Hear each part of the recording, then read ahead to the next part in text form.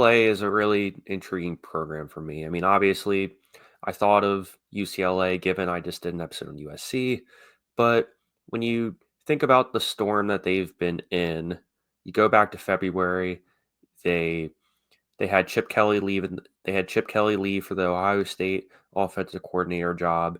Your roster is pretty much set, your coaching staff is there, and you had to ask yourself, well, there really wasn't many options out there. I mean, DeShaun Foster was obviously the most obvious fit in the sense of he is an alma mater there, well liked by the players, and all things considered, you got to give DeShaun Foster and the staff a lot of credit for what they've done. They had a super difficult schedule, a coaching staff that was relatively inexperienced, and for them to be able to keep the general nucleus of the team together through all those things, I think that gets a little bit understated in a lot of regards too, because I go back and I think of that first press conference with DeShaun Foster, and he looked like a deer in the headlights, like he's just never talked in front of a group of people before. Hey, I get stage fright here and there too, and I might stutter or whatever too, but you just would have thought it would have just been put a lot more together too. And as I go into the season, I kind of reflect on UCLA, man, were there some struggles in the beginning of that season. I remember watching week 0 versus Hawaii, which, by the way, that game was really cool because it was one of the first games on national television for Hawaii in like a decade. So that was one of the reasons why I ended up watching that game. But even if you go into the beginning of the season, you say to yourself too, man, they've had to really weather the storm and playing a lot of tough teams. But one of the things that comes to mind too is, man, Ethan Garbers really is a talented kid. I mean, he's got a solid arm, he's athletic enough, but that offensive line was just freaking brutal, man. I mean, they just really let him down, and he was getting just pummeled left and right. And it also doesn't help too that Eric Bieniemy was supposed to kind of be the the angel on his shoulder in the sense of, giving him some relative guidance and be able to show some patience there too. But that relationship really didn't work out. And I it was kind of funny when they were like, oh yeah, it's just part of the script is that he was supposed to be at the end of the season. I'm like, dude, nobody believes that. I mean, nobody was sitting there saying like, oh man, we really need Eric Bieniemy. I mean, the Washington Commanders ran him out of town when they realized that he really can't call plays. And that's essentially what UCLA had to do too, which, by the way, that's one thing I'd really like to give DeShaun Foster credit for, is as much as I don't think he has the, charisma and maybe the charm to kind of be able to get donors on his side of the coin. I do give him credit for saying the whole Bieniemy experiment didn't really work out, and Bruno Sinceri, who was a quarterbacks coach and co-offensive coordinator in Indiana. So I think that should be a really fascinating move too. I even remember watching him at Pitt. So he's a bright young offensive mind, and I think that's one step in the right direction that you kind of have to ask yourself too. But with Ethan Garbers graduating, who played his last game at the Rose Bowl and beat Fresno State, then you kind of have to say to yourself, okay, Justin Martin, the quarterback, he just transferred out. But there's a couple things that you kind of have to say to yourself with UCLA. I think first and foremost, for them to go 5-7, and they they beat Iowa. They had a couple other upset wins, and for them to kind of put this all together too, they deserve a lot of credit for that. Granted, there were definitely some issues on the offensive side of the ball. I think the particularly the secondary could be a little bit better too. But at the same time too, they have enough red chip players to the point where it doesn't totally feel like they're going from scratch too. And you have to say too, like, incrementally, little by little, you can definitely tell they're making some progress on the recruiting front. I mean, when you sit there and kind of say to yourself, hey, obviously the big needs for UCLA was the offensive line, having a decent couple edge rushers, and a legit number one running back, where you kind of have to say to yourself, somebody that it can be a little bit more balanced too. Because I think what Eric Bieniemy was kind of going for was more sort of the NFL sort of air raid kind of style. But what the reality was, what really happened is, well, the offensive line can't pass protect. They can't put it. They can't give enough holes for their running back to go anywhere to.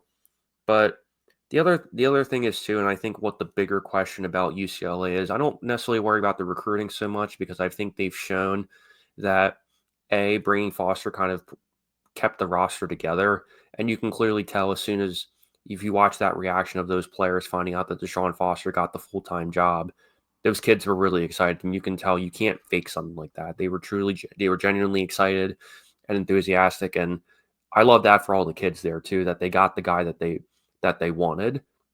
But to me, the bigger question with UCLA is not necessarily the recruiting front, is can this inexperienced staff really kind of put it together? And how much support are they going to get from the NIL perspective?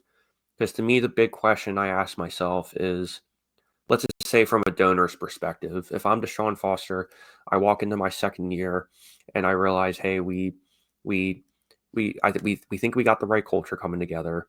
We have a bunch of young chip prospects that we think can play, and we're gonna have to plug them in. We're making some headway, some leadway on the recruiting front. However, we know that in order to really be any sort of relevant in the Big Ten, we're really going to have to ramp up these NIL efforts and really get these donors and the collectives all involved to the point where you are a bigger threat in the California footprint too. Because I mean, you ask yourself too. You go back and you look at the past couple coaches. I mean, Chip Kelly, aside the last 3 years he was there, was consistently 8 or 9 wins. You go back and you talk about Jim Mora too, who definitely had a lot more highs and lows, but that sort of kind of just fizzled out. You go back before that and you say Rick Neuenhausel, who was a quarterback there, and he had a couple seasons there, but that just kind of ended up fading away. And then Carl Darrell too, who obviously that was just not a good fit altogether. But you go there and say to yourself too, hey, I give UCLA a lot of credit for not just kind of going the retread route like Jim Moore and Chip Kelly. I'm not calling them complete retreads, but at least in the context of them taking the UCLA job, they are.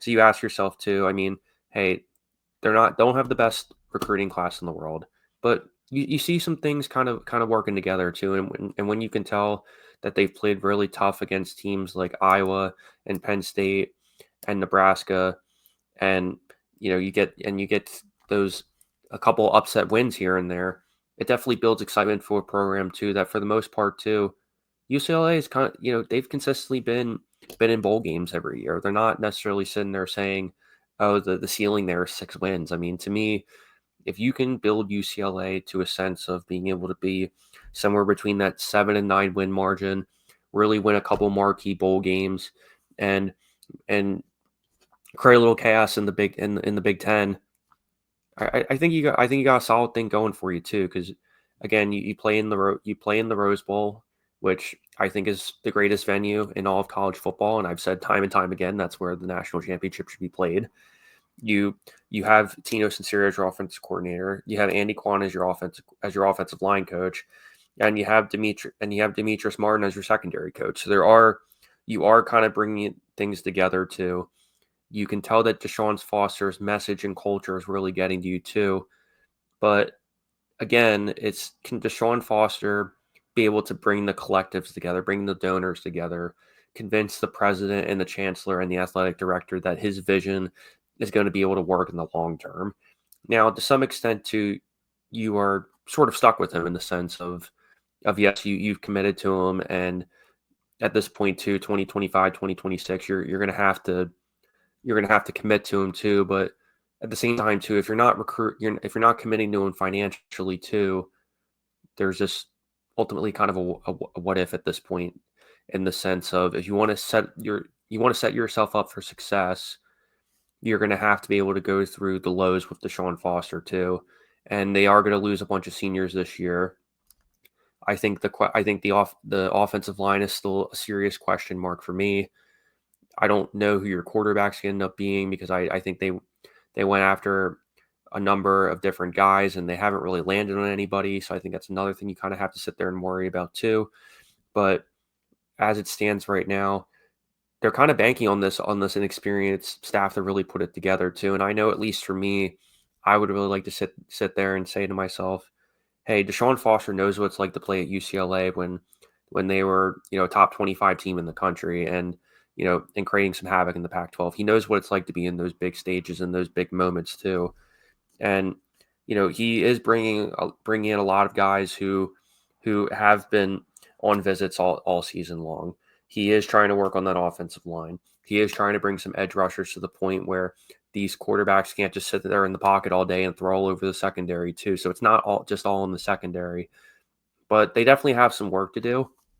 But again, my bigger question to UCLA is not so much DeShaun Foster himself as a coach. I think the big questions you ask yourself is, can this inexperienced staff really put it together to the point where he can bring some 7, 8 win 9 seasons like Jim Mora did and Chip Kelly did. Most importantly, it's going to be, can those resources really kind of come together to the point where you're actually creating some noise and bringing back UCLA to being a premier program again in California and somewhere where players are excited to be.